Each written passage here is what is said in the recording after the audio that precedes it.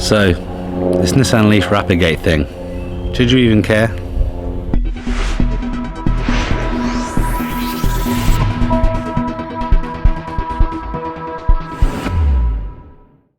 So if you have any interest in the motor industry or specifically electric vehicles, I'm sure you've heard about the RapidGate saga with the new Nissan Leaf 40 kilowatt version.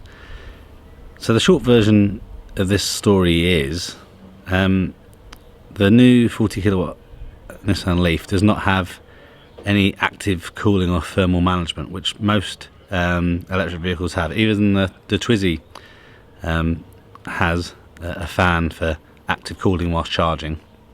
So basically what the issue is, obviously when you are using an electric vehicle, the batteries heat up as part of being used, but specifically when you're rapidly charging them, they heat up very quickly.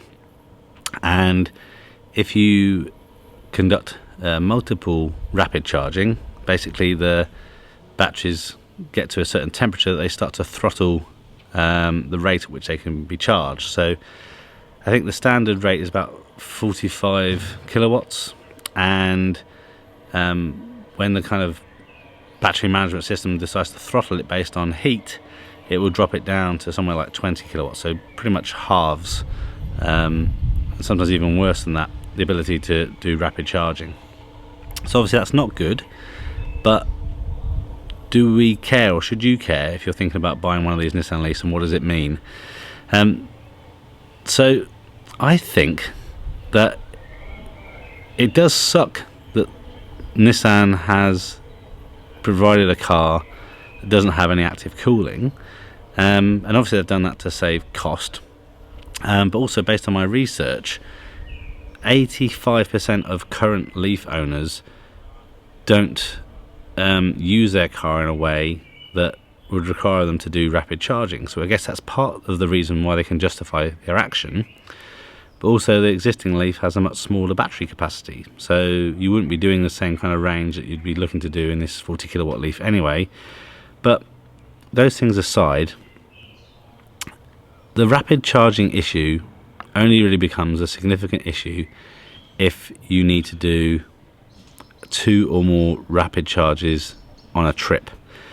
So what that really means is you can probably do around 250-mile trip in a day and be able to rapid charge, which means you rapid charge probably once, and you'd be okay. It's really only when you're doing the second and then the third and then the fourth charges that you're going to have the battery issues, which leads to the problem. So again, this isn't great, but like myself personally, in the last I don't know, 5 or 6 years, I've only done one trip that would bring me into RapidGate hell. So the new Nissan Leaf isn't a car that I would consider not buying, with the caveat of course that the media being as it is and people not having all the right information, it may impact residuals. And there is a 60 kilowatt E Plus Leaf being released sometime next year, and my understanding is they're using different batteries in those. I think they're using the LG Chem batteries like you have in the Ioniq and stuff, which do handle rapid charging better, and it probably will have active cooling and thermal management on that vehicle as well. So if you're not in a hurry, maybe that is the vehicle to wait for. But also, who knows in the UK what government legislation is going to change around electric vehicles. So is it something you want to decide to wait on? If you are doing longer trips, then you probably would want to look at something that does have active cooling and thermal management, something like the Hyundai Ioniq. That uses LG Chem batteries. I think it's 28 kilowatts. So perhaps not the same range by a little bit as a new Nissan Leaf. But maybe that's another car to consider. Personally, I prefer the look and styling of the new Nissan Leaf to the Hyundai, but obviously all these things are personal preference.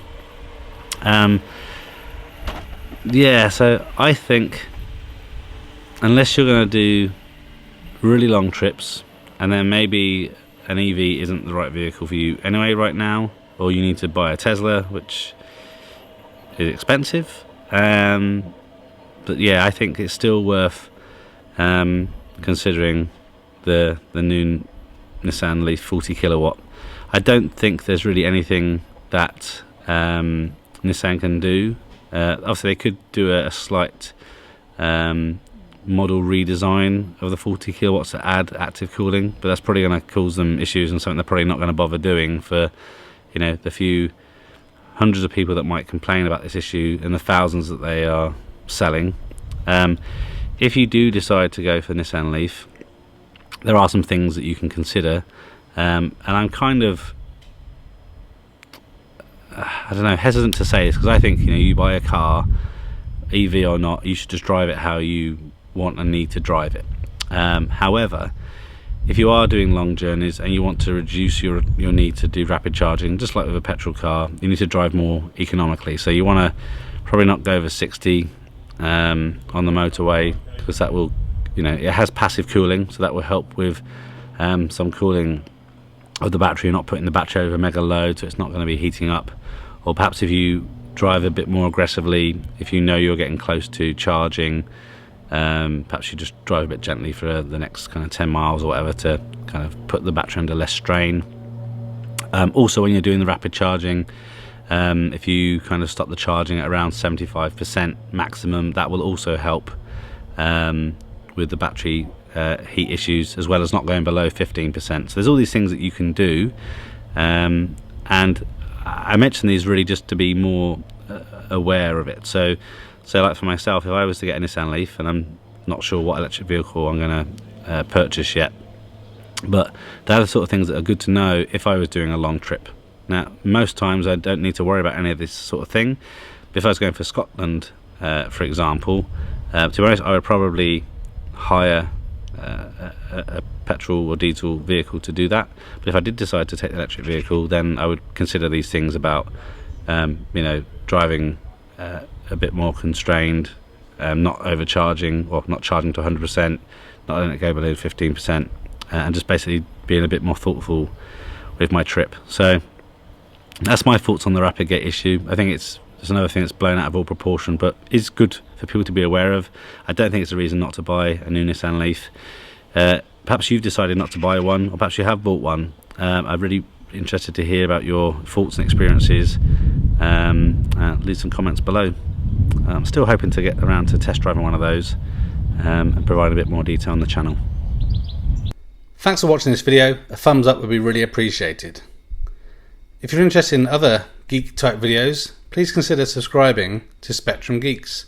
Why not also follow us on Facebook, Instagram and Twitter? And before you leave, why don't you check out one of these other videos that may be of interest. Thanks again for watching.